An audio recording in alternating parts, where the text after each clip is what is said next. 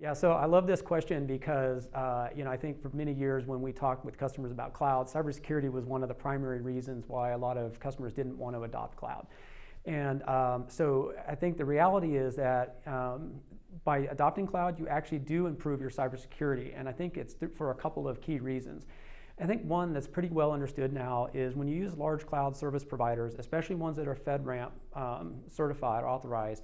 they already have all the security controls in place at the infrastructure layer that you need to implement, so you save yourself a lot of time in doing that implementation.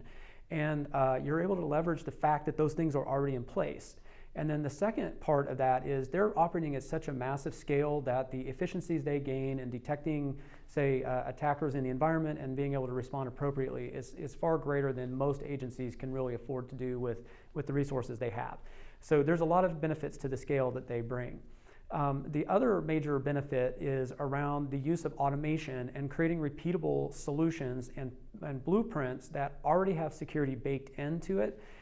That way, every time you want to, say, create a new application, you can deploy an environment that already meets all the security controls that the agency needs, and you can do that reliably over and over and over again. And again, by having the ability to centrally manage this cloud infrastructure, if you do need to make changes in the images or you need to make changes in the way that infrastructure is provisioned, you can do that in a highly automated way, which results in very predictable infrastructure.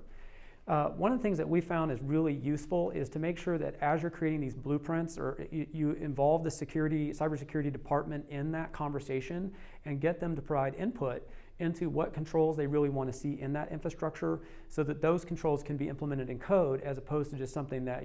someone's having to bake in after the fact. But by getting the cybersecurity organization involved early on, they are likely to approve the use of that blueprint for use over and over and over again, which then avoids having to go through security every single time you want to launch an instance or create a new technical environment.